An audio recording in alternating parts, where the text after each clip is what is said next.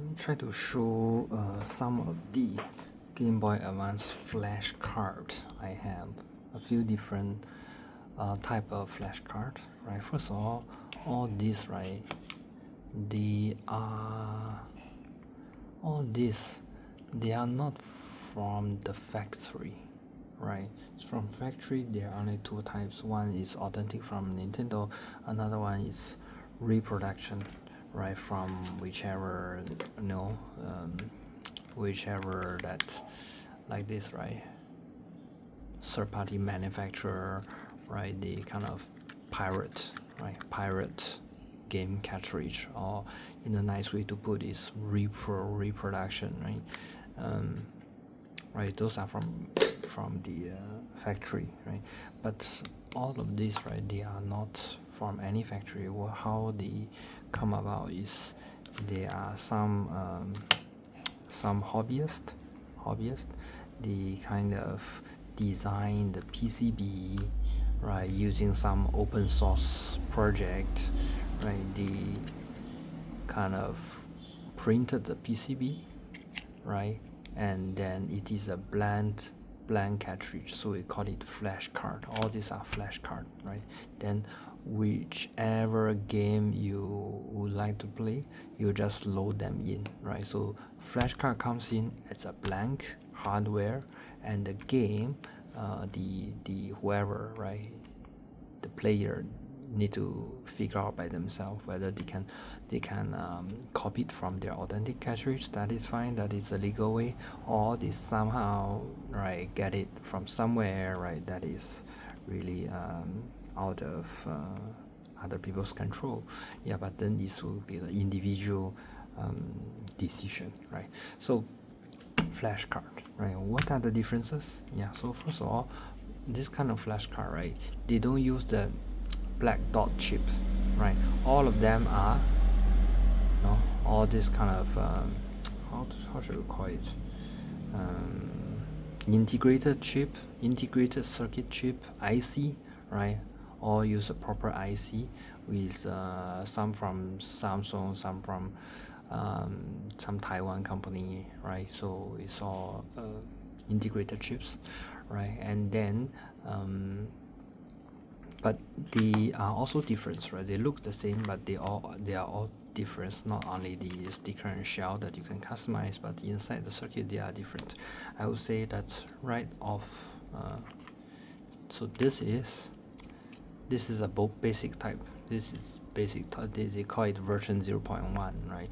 So they can play most of the games, right, but it is working on SRAM. They're working on SRAM. So some of the Game Boy games, they are running on flash memory, they are running on EEPROM memory. Then we have to modify the ROM first, right? Modify the ROM to use SRAM before loading into here, right? That's why you see the battery. See, behind there's a battery, right? So the battery is to power up the SRAM when the GBA is off, so that it will not lose its save file. Yeah, and then the expected life latency can be 3 years, 5 years, but again, right, I really do not have a way to verify that. So let's see how it is. So currently there's a Emery Game Boy Emerald loaded into it, and we can see that you will have some message. Internal battery run dry, game can be played. However, time-based event will not occur, right? So then it comes to here. So and the save file, there's no problem. There's 100 hours save file, and yeah, player name is actually random code. That is because this save file is transferred from a Chinese version, a modified game, so the player's name is indeed Chinese, and then it's loaded into this English version of ROM, so it will not be able to display properly, but the rest is able to capture Pokédex badges, is all there, right? So it's actually working fine, and only the cloud-based event will not happen, and that is for sure because there's no clock over here at all. If I look at here, right, there's no clock at all, right? Yeah, so basically if we are okay with not having a clock, then this is the most economical flash card to get. And then of course if we use it to play some other non-Pokemon games, of course you don't even need a clock, right? This we call version 0.1, or so-called light version, flash card light. Yeah. And then of course someone would really like the clock to be there, right? So therefore this is the version with built-in clock, real-time clock, RTC version, right? So both this one and this one, they're RTC version. Yeah. The only difference is this is coming with a replaceable battery holder, and this one is the traditional soldered on battery, but it actually doesn't really matter because even when the battery runs flat, we replace the battery, the save file is still kept in, because this is not using SRAM, it is using FRAM, right? FRAM itself, like our works more like our thumb drive, right? It is able to keep the file after the power is down. Right, so take note here, it will go straight inside, right? This is actually my save file, 34 hours. Yeah, but I just finished only 3 gym leader. Yeah, so this is my my save file. I just got the Gyarados. Yeah, Gyarados. Yeah. All right. So yeah, a single game, this is the same. It's just a different variants and different PCB printing graphics, right? But they are the same, RTC.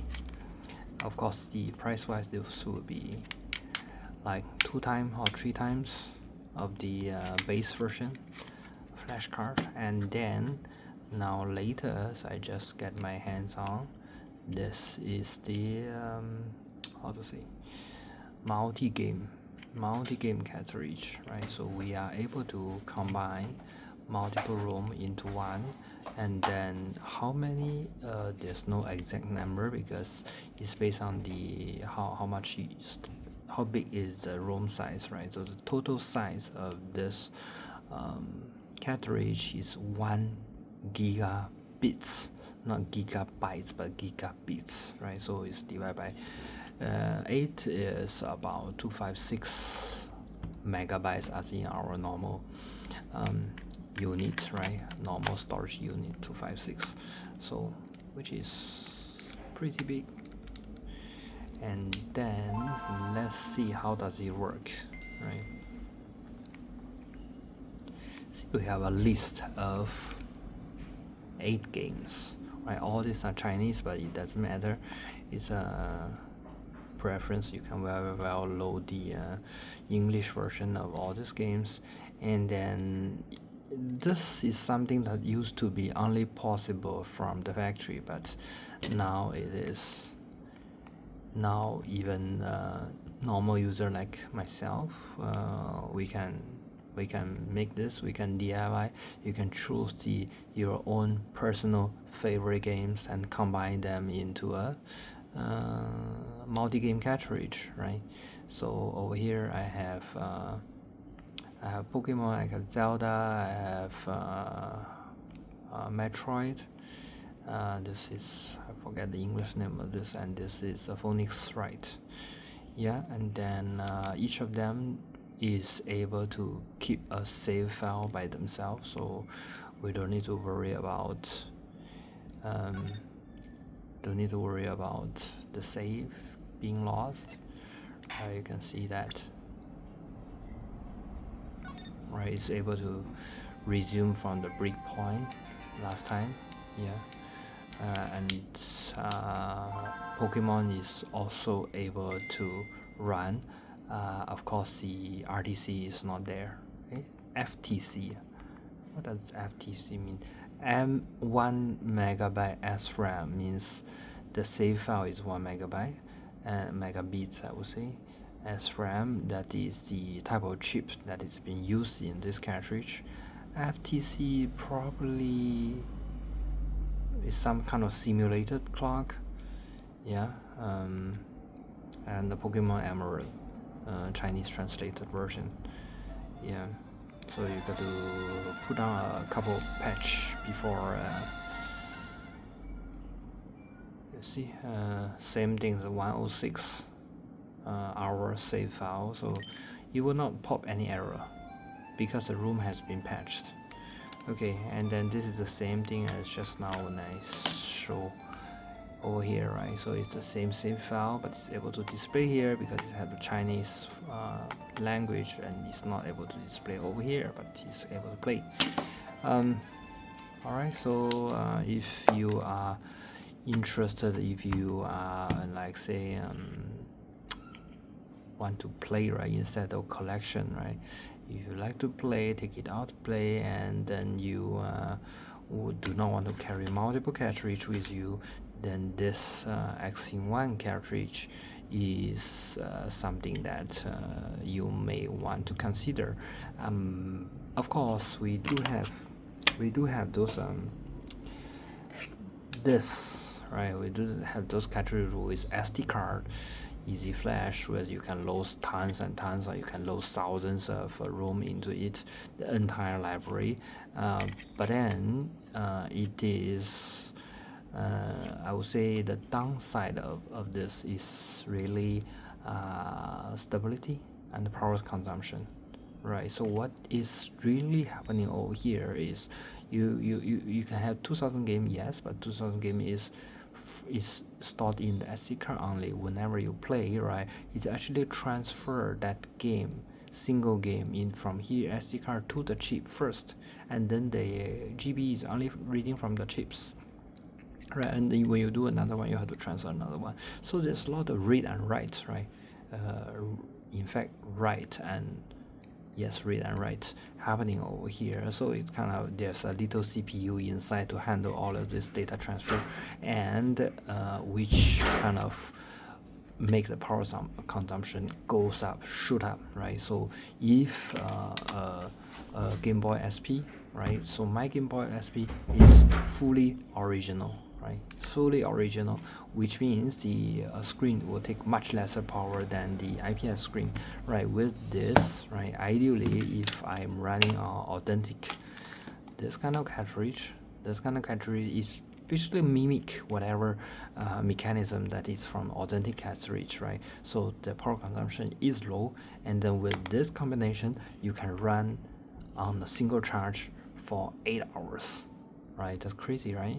Imagine you go on a overseas flight and you can play it all the way, right? And then without worry about charging, it can run 8 hours. And but with this, 2 hours, you will see the light getting red, and maybe 2.5 hours you'll just shut down by itself, right? So it's really yeah. And then for this, it is kind of in between. I believe it's in between. I haven't tested, but it's in between, but not in the middle. It's more towards here, right? It's more towards here. 2.5 hours, 8 hours, and this should be somewhere here. Yeah, so close to this, right? Because it does not need all the data transfer from SD card to the chip. It's already inside the chip, right? So that will save a lot on the energy. Okay, but how much exactly is the power consumption, right? I'm thinking, right, I see the YouTube, they have videos of just putting two SP side by side, and then do a time-lapse video and wait for 4 hours, 5 hours, and show, and during the 4 hours the camera ran out of battery, and then the YouTuber have to go and explain that, oh, my camera is have dead. So I think I probably will not do it in a different way.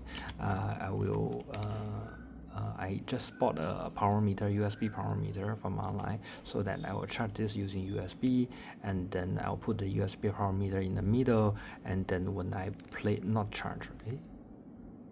When I play it, right, I kind of can see the watt that the power that this unit is drawing, right? So with this cartridge is drawing a certain power, and with a different cartridge is drawing a different cartridge, different power, right? Then I kind of be able to calculate the battery life of different cartridge. Yeah, so I will do one video in the future for the power consumption comparison. Alright, so look forward to it. Thank you.